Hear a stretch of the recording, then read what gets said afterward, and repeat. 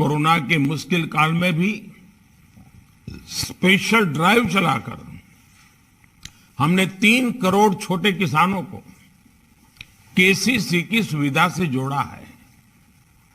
इस सुविधा का विस्तार एनिमल हस्बेंड्री, पशुपालन और फिशरीज से जुड़े किसानों के लिए भी किया गया है। माइक्रो इरिगेशन का नेटवर्क जितना सशक्त हो रहा है, उससे भी छोटे किसानों को बहुत मदद मिल रही है।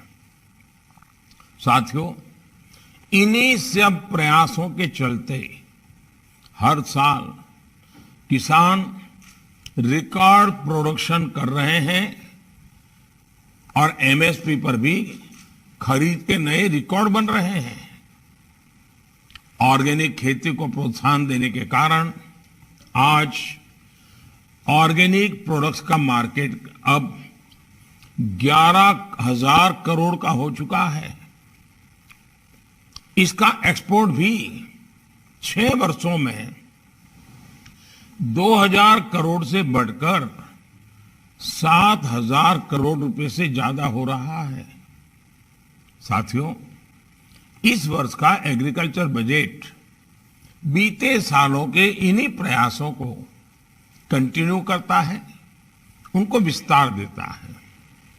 इस बजट में कृषि को आधुनिक और स्मार्ट बनाने के लिए मुख्य रूप से 7 रास्ते सुझाए गए हैं। पहला, गंगा के दोनों किनारों पर 5 किलोमीटर के दायरे में नेचुरल फार्मिंग को मिशन मोड पर कराने का लक्ष्य है। उसमें हर्बल मेडिसिन पर भी बल दिया जा रहा है, फल फूल पर भी बल दिया जा रहा है।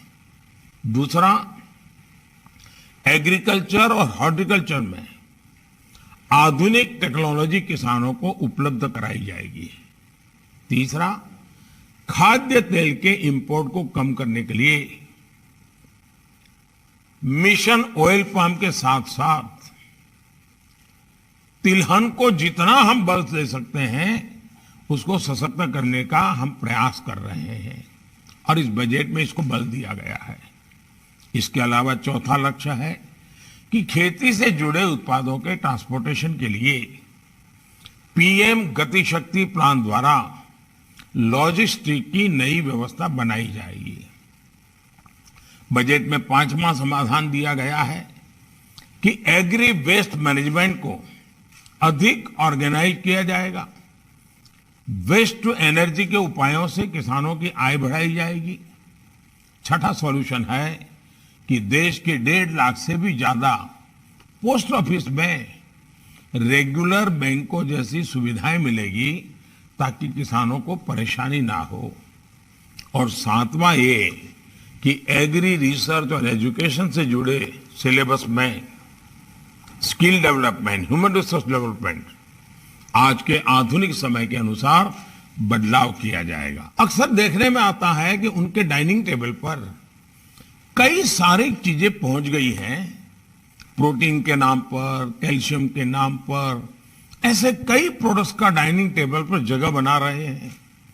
इसमें बहुत सारे प्रोडक्ट विदेश से आ रहे हैं और ये भारतीय टेस्ट के अनुसार भी नहीं होते, जबकि ये सारे प्रोडक्ट्स हमारे भारतीय उत्पादों जो हमारे किसान पैदा करते हैं उसमें सब कुछ है, लेकिन हम सही ढंग से प्रस्तुत नहीं कर पा रहे हैं, उसका मार्केटिंग नहीं कर पा रहे हैं और इसलिए हमें कोशिश करनी चाहिए। इसमें भी वोकल फॉर लोकल जरूरी है। भारतीय अन्न, भारतीय फसलों में भी वो बहुतायत में पाया ही जाता है और ये हमारे टेस्ट का भी होता है। दिक्कत ये है कि हमारे यहाँ इसकी उतनी जागरूकता नहीं है, काफी लोगों को इसके बारे में पता ही नहीं है। कैसे हम भारतीय अन्न को प्रसारित करें, इस और भी हमें ध्यान देना होगा। हमने देखा है कि कोरोना काल में हमारे यहाँ के मसाले, हल्दी जैसी चीजों का आकर्षण बहुत बड़ा है। साल 2023 इंटरनेशनल ईयर ऑफ मिलेट्स है। इसमें भी हमारा कॉरपोरेट जगत आगे आए, भारत के मिलेट्स की ब्रांडिंग करे, प्रचार करे। हमारा जो मोटा धन है और हमारे दूसरे देशों में जो बड़े मिशंस हैं वो भी अपने देशों में बड़े बड़े सेमिनार करें, वहां के लोगों को जो इंपोर्टर्स हैं वहां उनको समझाएं कि भारत के जो मिलेट्स हैं, जो भारत का धान है, वो कितने प्रकार से उत्तम है, उसके टेस्ट की दृष्टि से कितना महत्वपूर्ण है। हम हमारे मिशनों को लगा सकते हैं, हम सेमिनार वेबिनार इंपोर्टर एक्सपोर्टर के बीच हमारे मिलेट्स के संबंध में कर सकते हैं। भारत के मिलेट्स की न्यूट्रिशन वैल्यू कितनी ज्यादा है, इस पर हम बल दे सकते हैं। चाहिए हमें किसानों में भी ये जागरूकता बढ़ानी होगी, उनका सहज स्वभाव बनाना होगा कि वो 1-2 साल में अपने खेत की मिट्टी का टेस्ट करवाएं और उसके मुताबिक उसमें कौन सी दवाइयों की जरूरत है, कौन से फर्टिलाइजर की जरूरत है, किस फसल के लिए उपयोगी है, उसको उनको एक साइंटिफिक ज्ञान मिलेगा। आपकी जानकारी में है कि हमारे युवा वैज्ञानिकों ने नैनो फर्टिलाइजर डेवलप किया है। ये एक गेम चेंजर बनने वाला है। इसमें भी काम करने लेके हमारे कॉरपोरेट वर्ल्ड के पास बहुत संभावनाएं हैं। साथियों, माइक्रो इरिगेशन भी इनपुट कॉस्ट कम करने का और ज्यादा प्रोडक्शन का बहुत बड़ा माध्यम है और एक प्रकार से एनवायरनमेंट की भी सेवा है। पानी बचाना ये भी आज मानव जात के लिए बहुत बड़ा काम है। पर ड्रॉप मोर क्रॉप पर सरकार का बहुत जोर है और ये समय की मांग भी है। इसमें भी व्यापार जगत के लिए बहुत संभावनाएं हैं कि इस क्षेत्र में आप आइए। अब जैसे केन बेतवा लिंक परियोजना से बुंदेलखंड में क्या परिवर्तन आएंगे ये आप सब भली भांति जानते हैं। जब कृषि सिंचाई योजनाएं देश में दशकों से अटकी हुई हैं, उन्हें भी तेजी से पूरा किया जाना चाहिए। साथियों, आने वाले 3-4 सालों में हमने एडिबल ऑयल प्रोडक्शन को अभी के लगभग 50% तक बढ़ाने का जो लक्ष्य रखा है, उसको हमें समय पर हासिल करना है। हम टिम्बर इंपोर्ट करते हैं।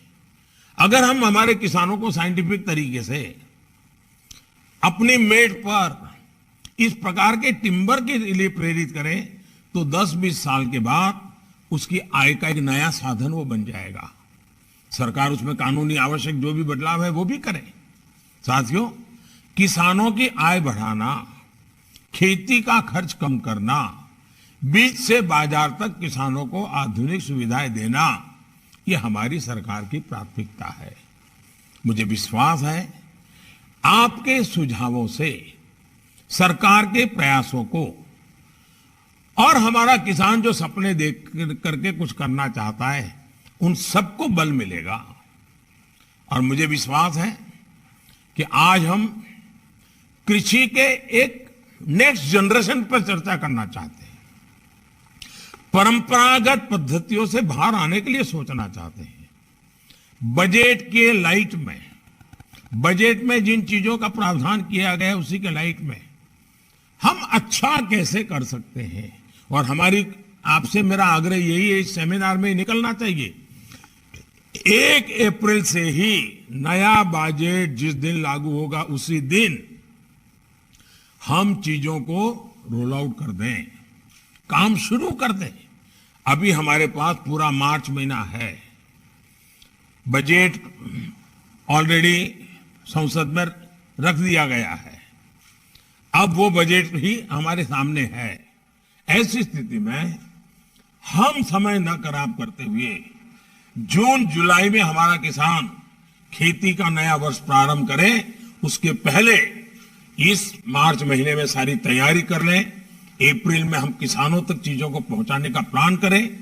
उसमें हमारा कॉर्पोरेट वर्ल्ड आए, हमारा फाइनेंशियल वर्ल्ड आए, हमारे स्टार्टअप आए, हमारे टेक्नोलॉजी के लोग आए।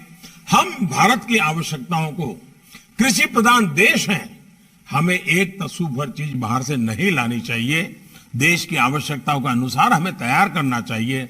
और मुझे विश्वास है अगर हम हमारे किसानों को हमारी एग्रीकल्चर यूनिवर्सिटीज को, हमारे एग्रीकल्चर के स्टूडेंट्स को, इन सारे कामों के एक प्लेटफॉर्म पर लाकर के आगे बढ़ेंगे तो सच्चे अर्थ में बजट ये सिर्फ आंकड़ों का खेल नहीं रहेगा। बजट जीवन परिवर्तन, कृषि परिवर्तन, ग्राम जीवन परिवर्तन का एक बहुत बड़ा साधन बन सकता है। इसलिए मैं आपसे आग्रह करता हूं कि ये सेमिनार, ये वेबिनार बहुत ही प्रोडक्टिव होना चाहिए, कॉन्क्रीट होना चाहिए, सारे एक्शनेबल पॉइंट के साथ होना चाहिए और तभी जाकर के हम परिणाम ला सकेंगे। मुझे विश्वास है कि आप सभी इस क्षेत्र से जुड़े देश भर के लोग आज इस वेबिनार से जुड़े हैं। इसके कारण डिपार्टमेंट को भी बहुत ही अच्छा मार्गदर्शन आपकी तरफ से मिलेगा, सीमलेसली चीजों को लागू करने का रास्ता निकलेगा और हम तेजी से साथ मिलकर के आगे बढ़ेंगे। मैं फिर एक बार आप सबका बहुत बहुत धन्यवाद करता हूं और मैं शुभकामनाएं देता हूं।